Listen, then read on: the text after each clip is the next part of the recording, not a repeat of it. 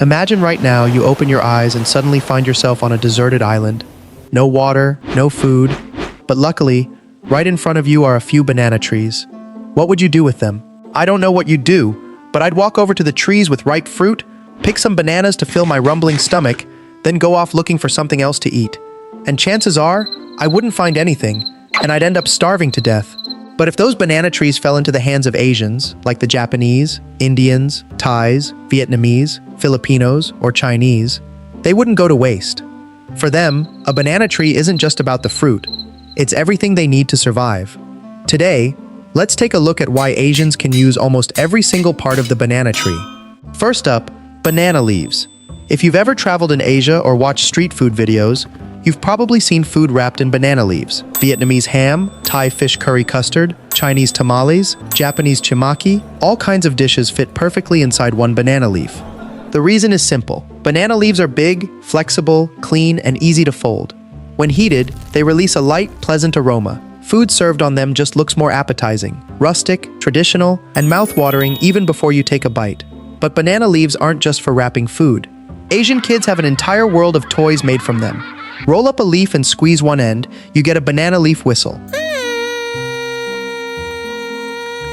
Weave a few pieces together, stick a twig in the middle, and you've got a pinwheel. Roll it into rings, watches, or bracelets. The thick midrib of the leaf can be cut into pieces and assembled with sticks to make toy guns, swords, horses, boats, you name it. They're every bit as fun as Lego bricks. Even when the leaves dry out, they still have life in them. In some places, they're used to thatch roofs. Thanks to their natural waxy coating, they're waterproof and great for quick shelter from the rain. In a survival situation, they make excellent kindling for starting fires, so you can cook food and stay warm. One single leaf can do so many things, whether fresh or dried. That's the Asian way. If it's still useful, don't throw it away. Next is the banana trunk. I bet this surprises you even more than the leaves.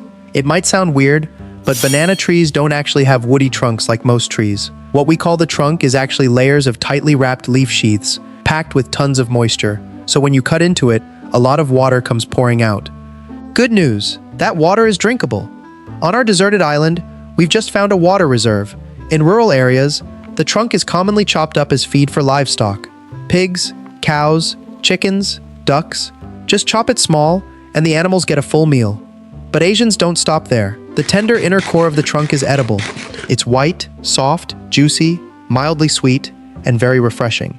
In some regions, people slice it thinly for salads, soups, stir-fries, or mix it with fresh herbs. The trunk can even save lives in emergencies. In some places, people use banana trunks to make rafts because they're lightweight and full of air pockets, so they float well. If a sudden flood or storm hits, hug a banana trunk instead of me. Your chances of survival will be much higher. It's not a professional life-saving device, of course, but it shows how ancient Asians carefully observed nature and knew how to use everything around them. The tough outer leaf sheaths can also be dried, torn into fibers, and used as rope, twine, or for simple weaving and handicrafts. In some areas, banana fiber is turned into paper, bags, coarse fabric, and eco-friendly products. We call it sustainable material. Asians just think, this is still useful, don't throw it away. Once the trunk is no longer usable, it gets chopped up for compost to retain soil moisture or turned into organic fertilizer. The banana tree feeds people and animals, and in the end, it feeds the soil again. At this point, you realize this plant really knows how to reinvest. Now, the most famous part, the banana fruit. You and I both know how to eat it. No knife or fork needed, no instructions required. Bananas are packed with carbohydrates, potassium, and other good nutrients. Just 3 bananas give you enough energy for a morning of hunting. But for years, people have argued about the correct way to peel one. So do you peel from the top or the bottom? Bananas are super common across Asia because they're cheap, easy to grow, and abundant. You can even ask your friendly Asian neighbors for some.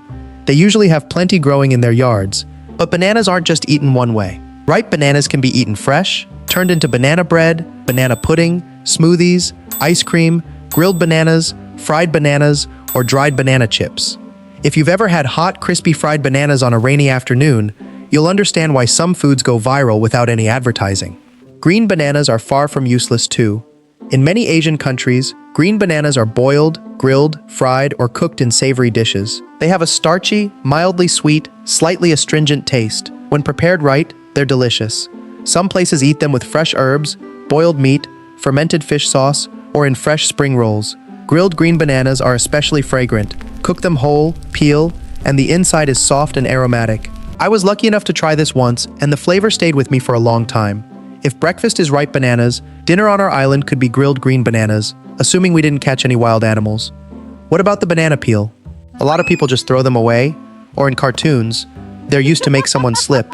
Some YouTube life hack channels suggest using them to polish shoes or make face masks, but in real life, they get composted. They break down quickly and return organic matter to the soil. The fruit feeds the people. The peel feeds the earth. No supporting characters get left behind. Next, banana flowers. On farms, people often cut off the flower to focus nutrients on the developing fruit bunch. Otherwise, the plant keeps growing and the bananas end up small.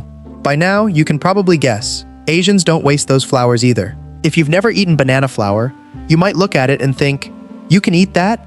Yes, and it's delicious when prepared properly. Banana flour is a common ingredient in many Asian dishes. It's thinly sliced for salads, mixed into spicy sour salads, soups, stir-fries, boiled dishes, or even served with pho. It has a mild astringent taste and crisp texture that pairs perfectly with sweet-sour flavors. In unskilled hands, it can be average, but when a good cook gets hold of it, it becomes a masterpiece. A flour that seems like it's just for show ends up on the dinner table. At this point, we've used almost the entire banana tree, but if you look closely at the ground, there's still the corm and roots. This is the part that helps the plant produce new shoots. After a banana plant fruits once, the mother plant dies back, but new suckers grow from the base. That means one banana plant doesn't just give you one bunch, it prepares the next generation. This is why in the countryside, planting one clump of bananas eventually turns into a whole grove. It looks messy, but it's actually an incredibly efficient automatic reproduction system. In some places, young banana corms are prepared carefully and eaten. They're starchy and can be boiled or used in traditional dishes. It's not as common as the fruit or flower, but it's another example of how Asians make use of whatever's available. The roots and base have also been used in traditional remedies and body care, but this part should only be used with proper knowledge, as it varies by species, preparation, and local expertise. The most beautiful thing about the banana tree is its life cycle. A banana plant usually fruits only once. After producing the bunch, the mother plant gradually dies. But right at the base, new shoots are already growing to continue the cycle. The mother feeds the fruit feeds the people, the trunk feeds the animals. The leaves wrap the food, the flower graces the table, the peel returns to the soil, the base gives birth to new plants. It's an almost perfect circle, and that's probably why Asians don't just eat the fruit, they live with the banana tree. In modern times, we talk a lot about living green, recycling, zero waste, and the circular economy, but many Asian families have been doing exactly that for generations. They just didn't give it a fancy name. They simply thought, this is still useful. And with the banana tree, almost every part is still useful. It's a meal, a wrapper, a toy, fertilizer, animal feed, crafting material, and sometimes even a childhood memory. That's why Asians almost never waste any part of the banana tree. If you found this video helpful, don't forget to like, share it with your friends, and subscribe for more content about Asian culture. Drop a comment below what surprised you the most. Thanks for watching.